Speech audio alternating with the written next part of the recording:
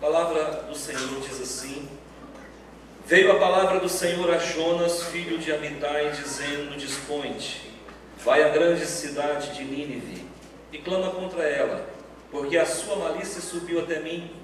Jonas se dispôs para fugir da presença do Senhor para Tarsis, e tendo descido a Jope, achou um navio que ia para Tarsis. Pagou, pois, a sua passagem, embarcou nele para ir com eles para Tarsis, para longe da presença do Senhor. Mas o Senhor lançou sobre o mar um forte vento, e fez-se no mar uma grande tempestade, e o navio estava a ponto de se despedaçar. Então os marinheiros, cheios de medo, clamavam, cada um ao seu Deus, e lançavam ao mar a carga que estava no navio, para o aliviarem do peso dela. Jonas, porém, havia descido ao porão, e se deitado, e dormia profundamente. Chegou-se a ele o mestre do navio, e lhe disse: Que se passa contigo? Agarrado no sono? Levanta-te, invoca o teu Deus, talvez assim esse Deus se lembre de nós, para que não pereçamos.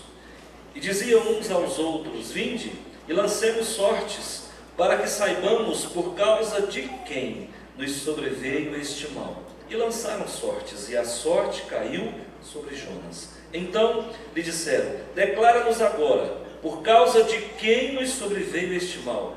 Que ocupação é a tua? De onde vens? Qual a tua terra?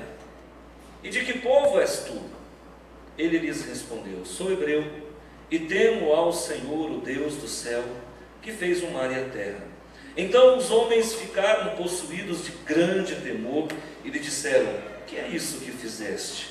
Pois sabiam os homens que ele fugia da presença do Senhor, porque lhe havia declarado. Disseram-lhe: Que te faremos, para que o mar se nos acalme? Porque o mar se ia tornando cada vez mais tempestuoso. Respondeu-lhes: Tomai-me, lançai-me ao mar, e o mar se aquietará, porque eu sei que, por minha causa, vos sobreveio esta grande tempestade. Entretanto, os homens remavam, esforçando-se por alcançar a terra, mas não podiam, porquanto o mar se ia tornando cada vez mais tempestuoso contra eles. Então clamaram ao Senhor e disseram: Ah, Senhor, rogamos-te que não pereçamos por causa da vida deste homem, e não faças cair sobre nós este sangue, quanto a nós inocentes, porque tu, Senhor, fizestes como te aprouve. E levantaram a Jonas e o lançaram ao mar, e cessou o mar a sua fúria. Temeram, pois, estes homens em extremo ao Senhor, e ofereceram sacrifícios ao Senhor, e fizeram votos. Deparou o Senhor um grande peixe, para que tragasse a Jonas, e esteve Jonas 3 dias e 3 noites no ventre do peixe. Capítulo 2, versículo 1. Então Jonas, do ventre do peixe, orou ao Senhor. Oremos. Pai de amor, em nome de Jesus, de posse da palavra, nós nos aquietamos na tua presença e buscamos elevo espiritual, buscamos muito do teu amor, sabedores que somos que o Senhor está aqui. O Senhor já estava aqui quando nós chegamos, e nós precisamos entender a palavra do Senhor para que possamos crescer, para que possamos nos libertar, nos desvencilhar de algumas coisas que não agradam ao Senhor. Por isso, fica conosco, habita em nós, opera através da nossa vida, faze-nos, Senhor, verdadeiros homens e mulheres provados e aprovados, em nome de Jesus. Amém. Eu preguei o mesmo texto no culto passado, mas a mensagem é outra. Eu quero falar sobre o pecado do profeta. Esse é o título da nossa mensagem, é um sermão missionário. Eu quero falar sobre o pecado do profeta. E você que ouviu tudo isso que nós acabamos de ler, se eu te perguntasse no que Jonas pecou, o que você me responderia? Desobediência. Alguém mais acha que é a desobediência? Levante a mão, deixa eu ver. O pecado de Jonas é a desobediência? Sim Ok. Alguém acha que é outra coisa? Porventura você... Sim, pois não, querido. Rebeldia, está na mesma, né? Ficou só um pouquinho pior, né? Mas é mais graduado. Mas é a mesma coisa, desobediência, rebeldia. Alguém acha que é outra coisa? Pois não. Medo. Ok? A irmã Fernanda acha que o pecado do profeta foi o medo. Omissão. Falta de fé. Egoísmo. Nossa, tudo isso para ele. É muito, hein? Não? Não obedecer a Deus. Desobediência, não obedecer a Deus, rebeldia. Irmãos, eu descobri outro pecado desse moço. Eu descobri que isso aí é a consequência do pecado que eu vou citar. Eu queria tanto que vocês tivessem enxergado isso. A desobediência, o egoísmo, a falta de fé, o medo, tudo isso que foi falado, não é mentira, é verdade.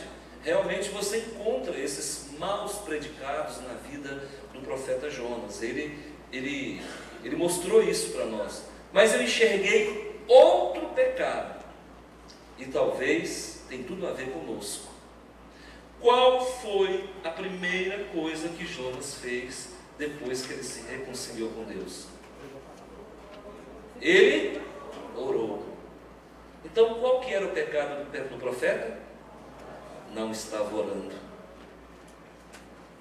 O capítulo 1 todinho, você viu ele fazendo um monte de coisas, mas você não viu ele orando. Jesus, quando começou o seu ministério, o que ele fez primeiro? Orou. Orou. 40 dias de jejum e oração. Eu, quando comecei o meu ministério, que na verdade não é meu, é de Jesus, o meu ministério do pastor e o ministério de Cristo, eu comecei o ministério orando.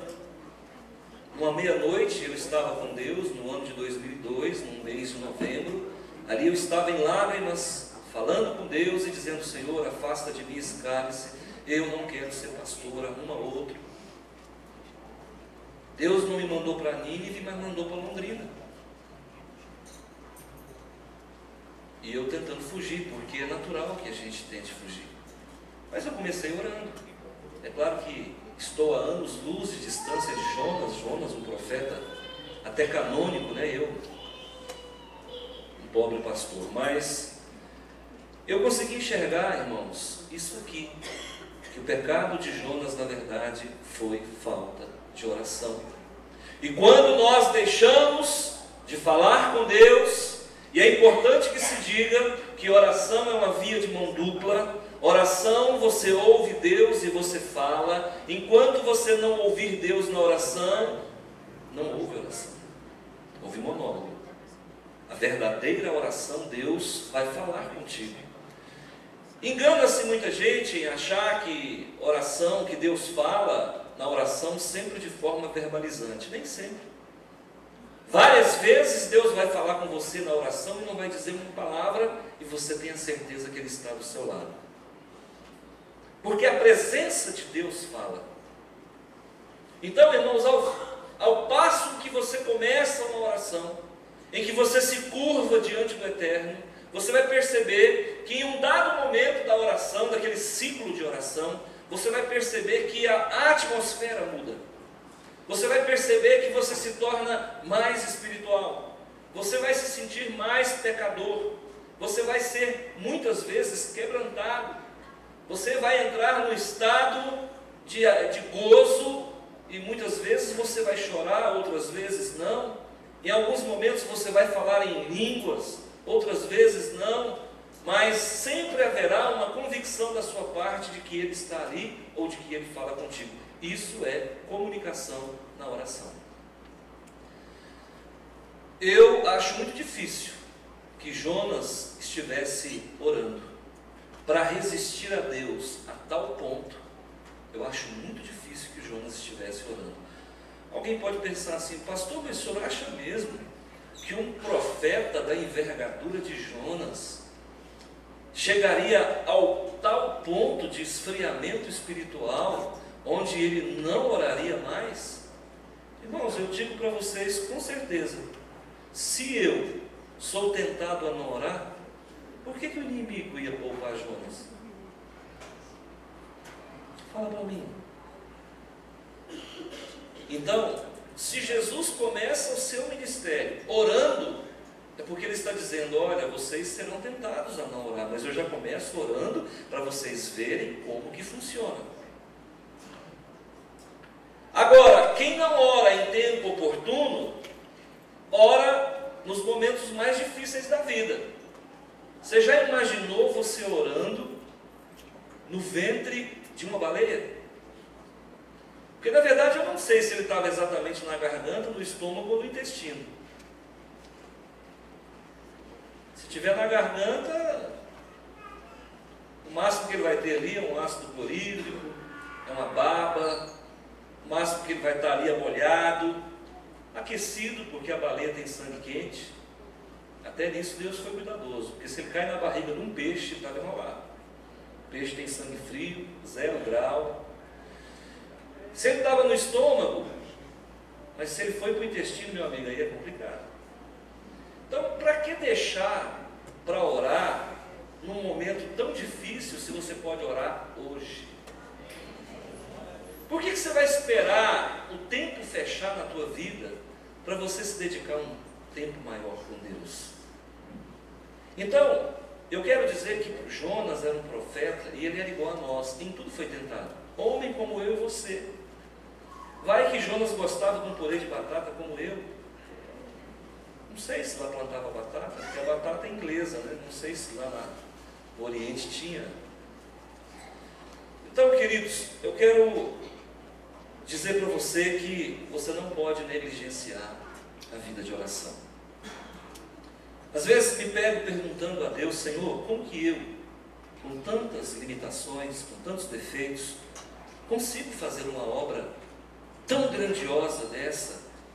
Como eu posso, com tantas dificuldades, e não são poucas não, como que a gente consegue conduzir um rebanho assim, irmãos? E eu chego à seguinte conclusão: somente pela oração. O que me coloca perto de Deus é os momentos em que eu passo com Ele, e o que Deus me dá na oração é maior do que tudo aquilo que o diabo tenta roubar. Quando nós investimos tempo com o Pai, eu digo para você, Ele acrescenta em você boas virtudes, Ele acrescenta em você mais santidade, Ele acrescenta no teu intelecto alguns insights que vai te permitir entender um pouco melhor a palavra. Ele vai colocar em você o desejo de vir à igreja.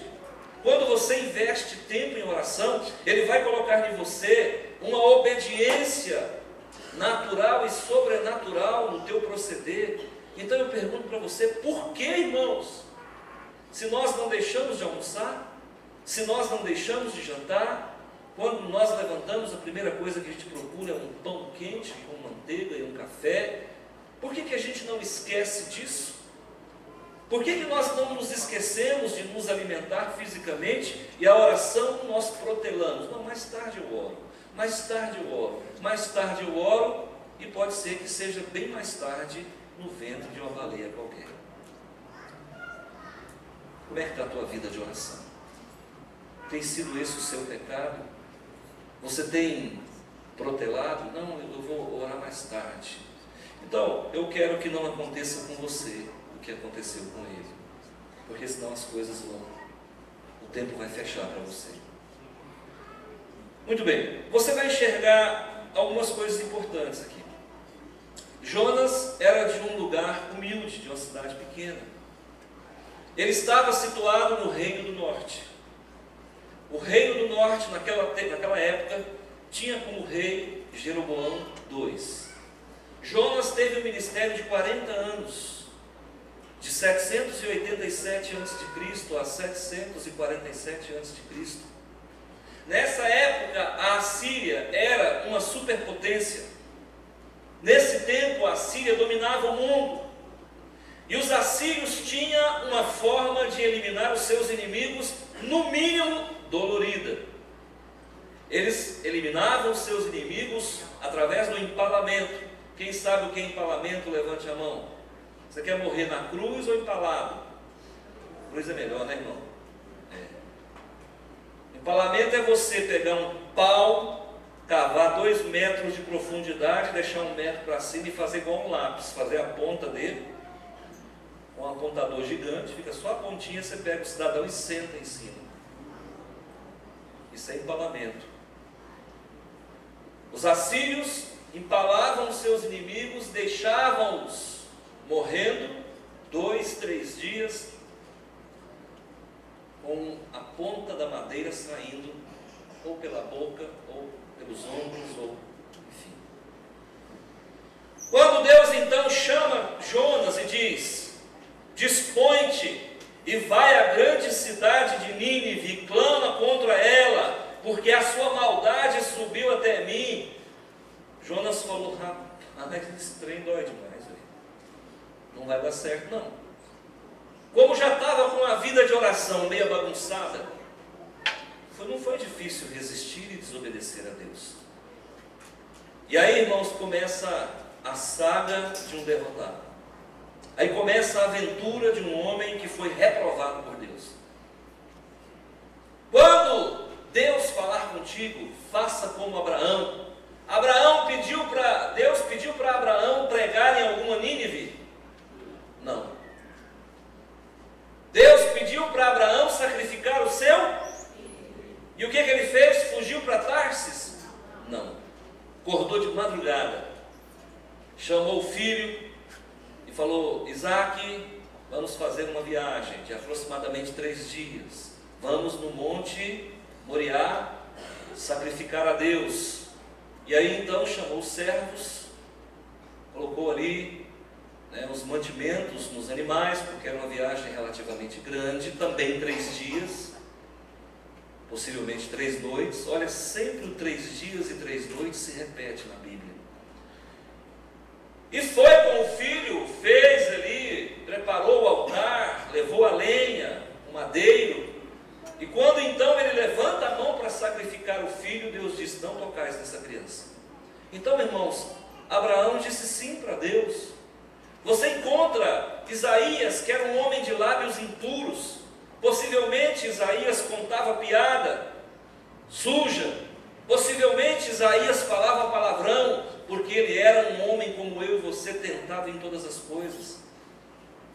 Nós não temos que idolatrar pessoas. Quando Deus então o chama e o comissiona, ele disse: sim, Senhor, eis-me aqui, envia-me a mim. Jonas não. Jonas, por não estar totalmente conectado com Deus, ele, como diz o goiano, picou a mula. Deus manda ele andar 800 quilômetros, ele anda 2.500 para o lado oposto. Deus manda ele ir para o Oriente, ele vai para o Ocidente. Manda ir para o Leste, ele vai para o Oeste. Fazer um grande trabalho. Que grande trabalho, rapaz! Estou totalmente desconectado. Como é que eu vou fazer trabalho para Deus? E assim nós encontramos crentes, pessoas que têm estado na casa do Senhor, mas que não estão completamente alinhados na palavra. Pessoas que têm, por falta de comunhão com Deus, comprado o gato por lebre. Pessoas que, por falta de investir tempo de oração, estão sempre irritadas, sempre nervosas, sempre despreparadas.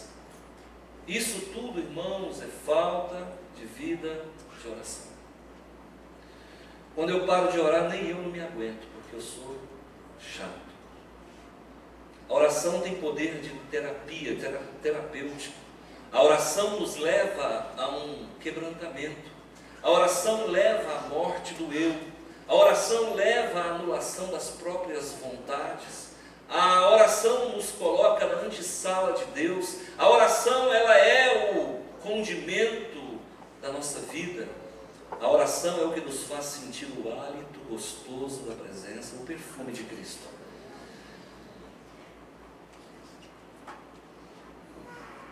Três coisas vão afastar você da oração. Amém? Quem está ouvindo o que eu digo, levante a mão. Sim, agora foi melhor. 3 coisas, 3 situações te afastarão de uma vida de oração. Vamos lá? O texto ensina.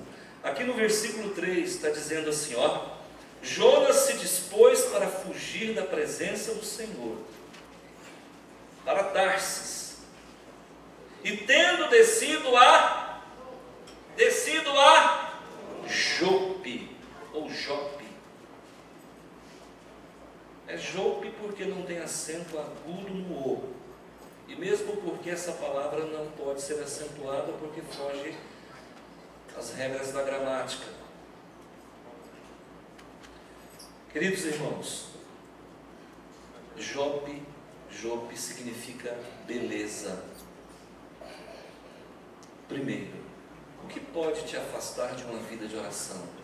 As belezas deste mundo. Fala a verdade. Se eu falar agora, fala a verdade. Se eu te chamar para orar e te der a liberdade de escolher e te chamar para ir ao shopping, fala a verdade. Dá vontade ou não dá de ir no shopping? Aquele colorido, aquele perfume, aquele povo, aquela gente, aquele café expresso, aquele negócio todo. É bom ou não é, irmãos? As coisas desse mundo nos atraem ou não atraem? Irmãos, fala a verdade, onde é que ficava Jope? Ficava no litoral. Quem é que já foi no litoral, irmãos? É bom o litoral? Oh, gente, é bom demais. Água de coco, sombrinha, aquela coisa toda. O sol, aquela areia branquinha. Então, ali para os lados do Nordeste é melhor ainda, apesar de que eu nunca fui. Conheço o litoral de São Paulo. Então, irmãos, esse moço foi para o litoral.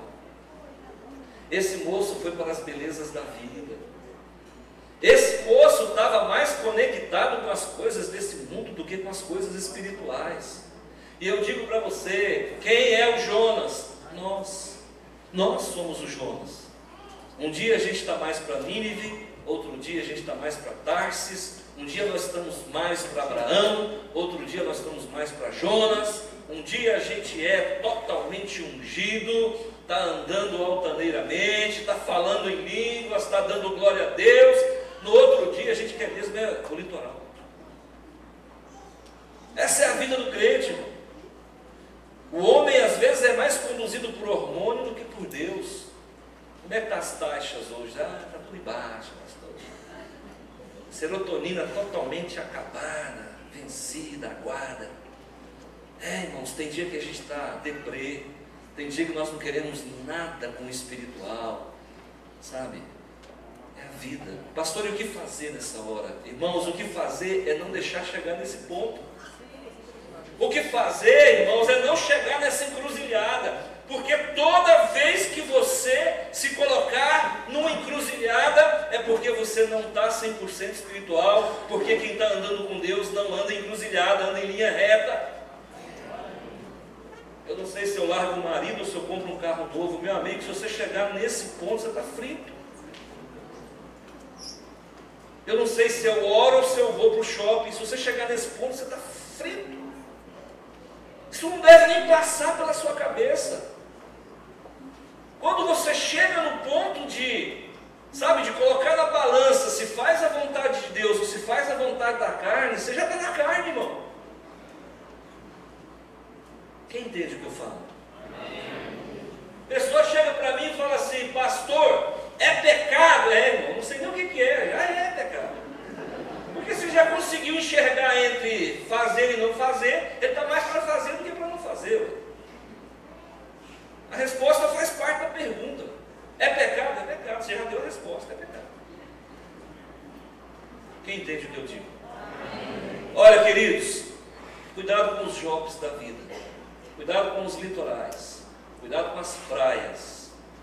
Praia tem topless, praia tem nudismo, praia tem exuberância de corpos, praia tem bebida, praia tem arrastão, praia tem droga, praia tem insolação. Cuidado com as praias, viu? Cuidado com as coisas desse mundo.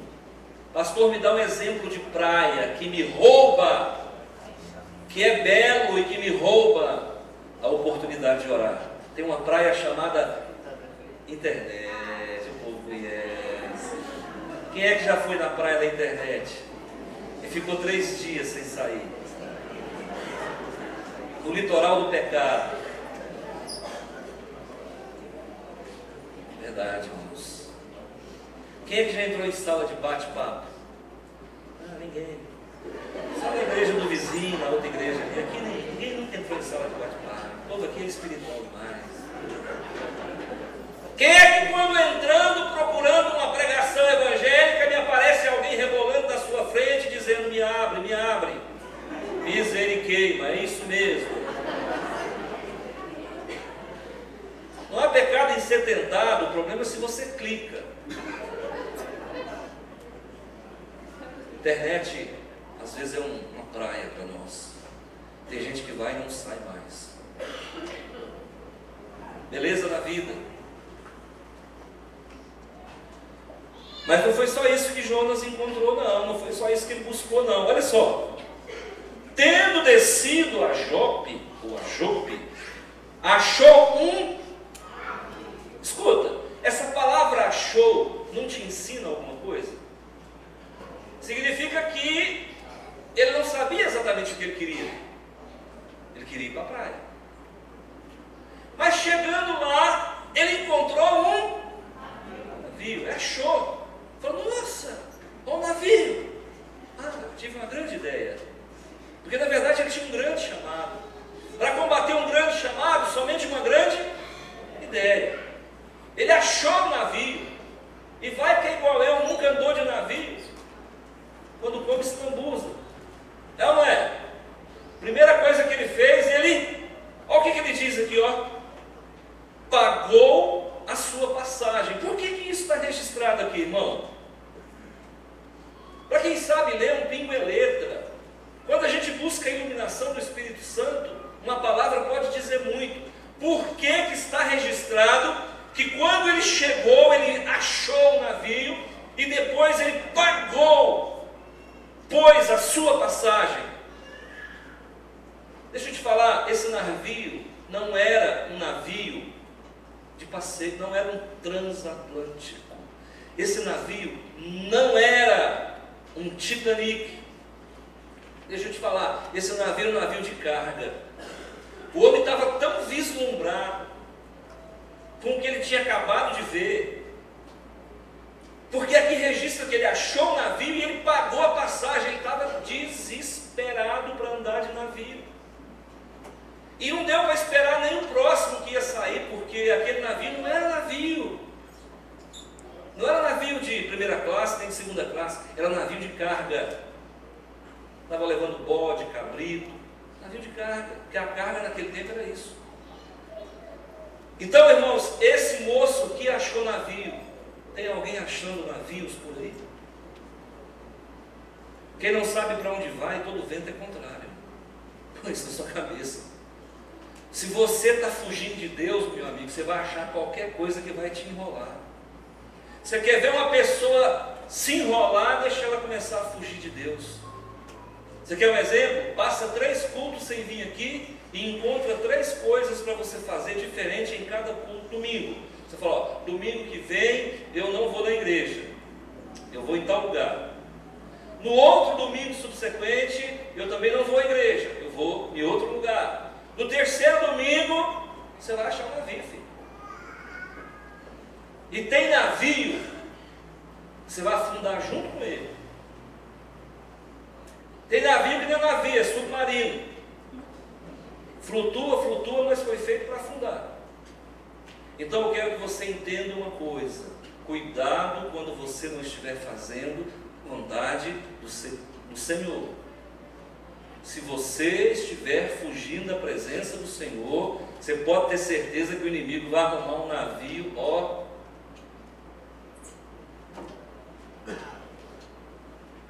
José encontrou um navio?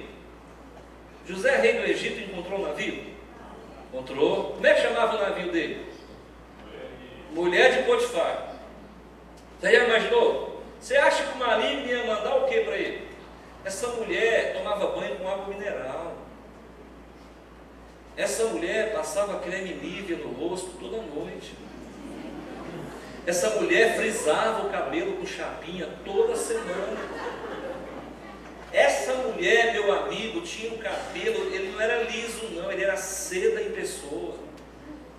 Essa mulher era cheirosa. Só perfume importado, francês de última geração. Perfuminho assim de 500, 600 dólares, frasco. E olha só onde é que estava o navio. José nem precisou ir para o litoral. O navio estava atracado dentro da casa onde ele morava. Toda vez que ele passava pela sala, estava um naviozão lá. Vamos fazer uma viagem. Viaja comigo, José.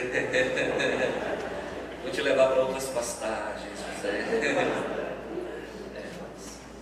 Sabe por que o maligno queria que ele entrasse naquele navio? Porque se ele entra naquele navio, o povo de Israel não era o povo que é hoje.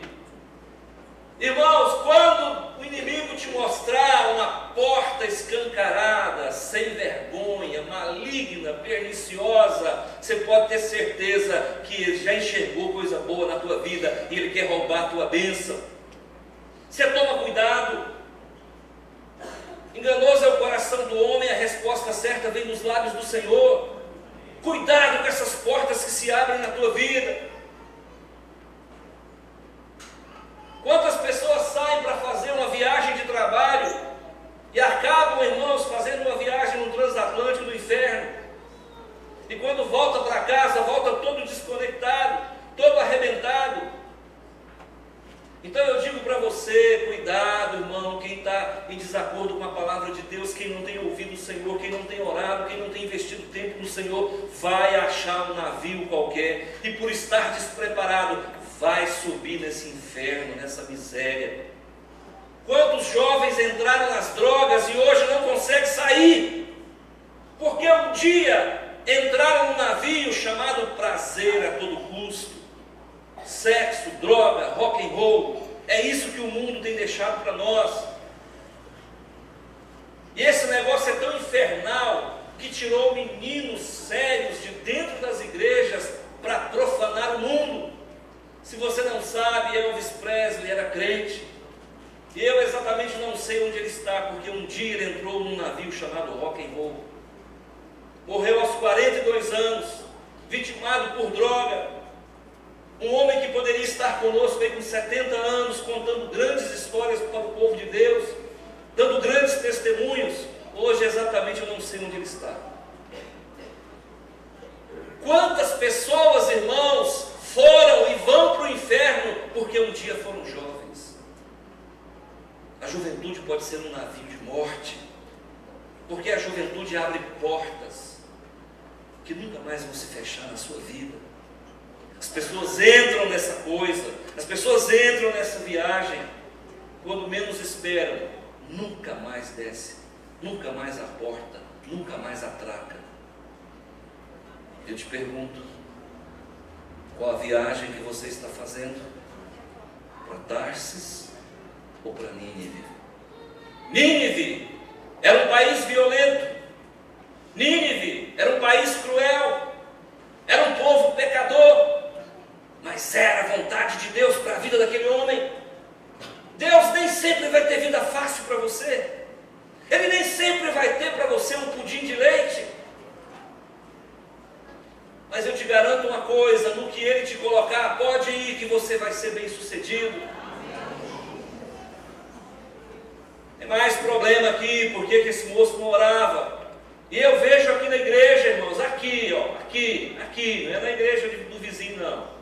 E nem na igreja de trás, nem da frente. Eu vejo aqui pessoas que estão vivendo nos litorais da fé.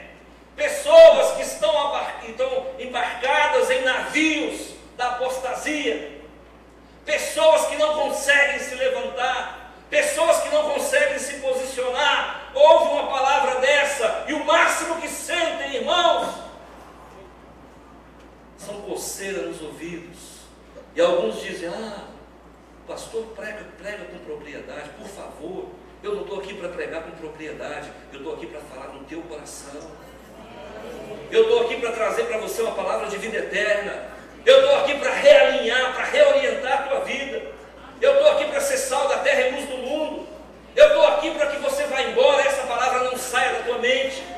Eu estou aqui para que durante toda a semana essa palavra vai te alimentar.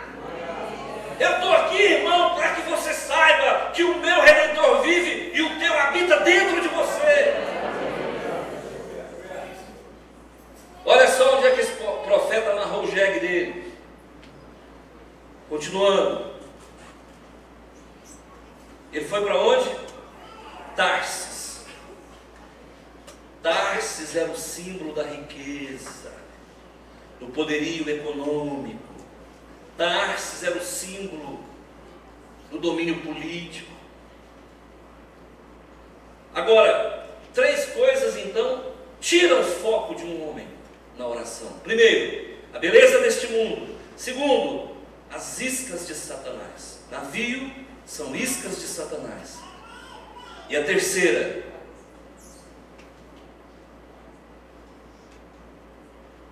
os poderes desse mundo.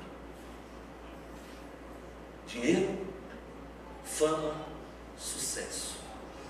Um dia uma jovem que eu tentava trabalhar com ela, porque tem gente aqui que eu tento, tem gente que eu não consigo trabalhar. Eu tenho membros, muitos membros, a igreja tem 480 membros, 485 membros, vai para 500 agora. Mas às vezes eu pergunto dessa membresia, quantas são minhas ovelhas?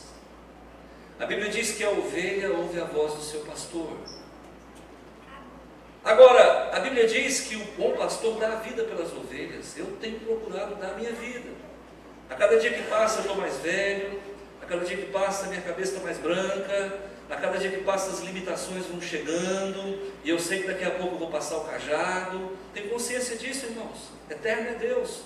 Agora, uma ovelha que eu tentei trabalhar com ela, uma quase ovelha, uma suposta ovelha, eu disse: minha filha, você tem chamado pastoral, você e seu marido, vamos para a luta, eu estou aqui para te capacitar. Você tem diante de você um pastor que concede ferramentas. Ela disse: olha, pastor, se eu não for bem sucedida como cantora, eu vou fazer teologia. É com esse tipo de gente que Deus conta, irmãos, que se não der certo para o mundo, motivado pela frustração, então vai fazer a vontade de Deus. Deus não quer pessoas frustradas fazendo a obra dele. Escuta, grave o que eu vou lhe dizer. Todo bom católico será um bom crente. Todo bom espírita será um bom crente. Todo competente no seu trabalho será competente na obra de Deus. Deus precisa de gente de índole. Deus precisa de gente, irmãos, que tenham sangue no olho. Deus precisa de gente, irmãos, que seja vitorioso lá fora, porque aqui dentro também vai ser. Irmãos, deixa eu falar uma coisa para você. Não é novidade para ninguém. Eu fui espírita, umbandista e quimbandista há muitos anos. E vou falar para vocês aqui, não para engrandecimento, que eu não tenho orgulho nenhum disso. Aliás, eu me envergonho. Vinha gente de longe para consultar comigo. Vinha gente de vários lugares para receber passe com o meu guia, com o demônio. Eu era conhecido, pessoas enfermas vinham. Se existe um bom espírita, eu era um bom espírita. Em vários momentos que eu participei de despachos na encruzilhada, eu nunca acendi uma vela para matar ninguém. Eu nunca acendi uma vela para separar casais.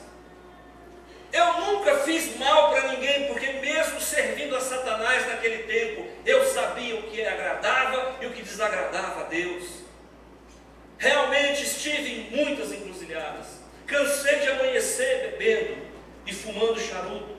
Cansei de fazer coisas horríveis, mas eu nunca fiz um trabalho para prejudicar ninguém. Então, se existe um bom espírita, prepara, porque Deus vai buscar ele lá e vai trazer ele aqui. Irmãos, tem muita gente bem intencionada que está sendo enganada e que precisa ser orientada e reorientada. E às vezes nós estamos ocupando um lugar de alguém que daria tudo para receber o que nós estamos recebendo agora. Quantas pessoas, irmãos, estão indo para o inferno porque não ouviram uma palavra como essa? Quantos crentes estão em igrejas X, Y, Z e não acham um pastor que tem coragem de olhar no olho e falar: cria vergonha na tua cara, muda a tua vida, conserta o teu proceder, Porque com esse comportamento você não entra na presença do Pai. A tua oração nunca será respondida. Você nunca será bem sucedido, porque você viola as leis de Deus. Você corrompe o teu corpo, o teu espírito. Você faz conexão com Satanás. Porque se a Bíblia diz que não é não, se a Bíblia diz que sim é sim. E não cabe aqui uma interpretação surreal. O que cabe aqui, irmão, é a aplicação da palavra de Deus na nossa vida. Chega! Chega! Ele está voltando. O cenário está pronto, o palco está pronto, o anticristo vai dizer o nome dele a qualquer momento. E nós, irmãos, vamos ser uma igreja que fica passando pomadinha de ferida? Nós vamos aqui ficar rodeando ferida? Nós somos uma igreja que vamos nos conformar com esse século em prol de alguns reais a mais na arrecadação da igreja? Pois que se dane! Porque para o povo de Deus que anda com Deus não falta nada. Deus é tão justo, Ele é tão poderoso, que quando o povo hebreu saiu do Egito, 430 anos, calcula quanto fica o FGTS de um trabalhador que trabalhou 430 anos para uma superpotência. Então Deus disse para os egípcios, através da boca do faraó: deem joias, deem tesouros para o povo de Israel. Isso era o fundo de garantia por tempo de serviço. Um povo escravizado, que trabalhou sem direito a férias, que trabalhou sem direito a fundo de garantia, a INSS. Então Deus é justo e tira do ímpio para dar para o salvo, para o filho dele. E eu sei que tem gente aqui amargando derrota. Eu sei que tem gente aqui que tem sido humilhada. Eu sei que tem gente aqui que está andando no caminho do Senhor, está ouvindo a voz de Deus, não está indo pelas belezas do mundo, não está procurando navio de encantamento, e essas pessoas não estão atrás de dinheiro. Saiba que o Senhor vai te honrar. Saiba que Ele vai te honrar. E aqueles que te pisam vão conhecer o número do teu Vulcabras. Irmãos, aqueles que te humilham vão saber a grossura da voz do Deus que te comissiona. Aqueles que te envergonham vão ter que puxar você montado num cavalo, como fez Ramã com Mardoqueu. Queridos, não faça como o profeta Jonas. É duro ter que falar isso. Existem alguns personagens na Bíblia que entrou para a história da pior maneira possível. Jonas entrou para a história como profeta mau caráter. Ele entrou para a história como profeta emburrador. Ele entrou para a história como profeta fujão. Ele entrou para a história como profeta que não ora. Ele entrou para a história como profeta cheio de vontades. Não, nós não temos que fazer isso. Nós não temos que ir por essa porta. Essa porta é porta dolorida. Mas nós podemos ir pela porta da obediência. Não troque o teu Deus por nada. Não troque o teu Deus por nada. Não vá para a cama sem Ele. Não é o Jô, não, é Deus. Não vá para a cama sem investir tempo com o teu Deus. Olha, irmãos, eu vou dizer uma coisa para você. O dia que você aprender a caminhar com este Todo-Poderoso, eu digo para você, vai ser mais ou menos como porta de aeroporto. Primeira vez que eu fui no aeroporto, quando eu era criança, eu fiquei assustado. Você chegava perto da porta, ela abria, eu nem falava abracadabra. E eu ficava, como ela sabe que eu estou aqui? Eu era criança, eu voltava, ela fechava. Aí eu fazia assim, ela ia. Eu fazia assim, ela fechava. Eu fazia. Entende, irmãos? Quando você estiver andando com Deus, as portas vão se abrir. Não uma palavra de efeito, não através de um jargão, elas vão se abrir, porque o Deus que eu sirvo, que você serve, é um Deus que abre porta. Bem, quero orar com você. Missionário da última hora, está chegando a hora da última trombeta. Abre o teu coração, deixa Deus falar contigo. Deixa Deus falar contigo.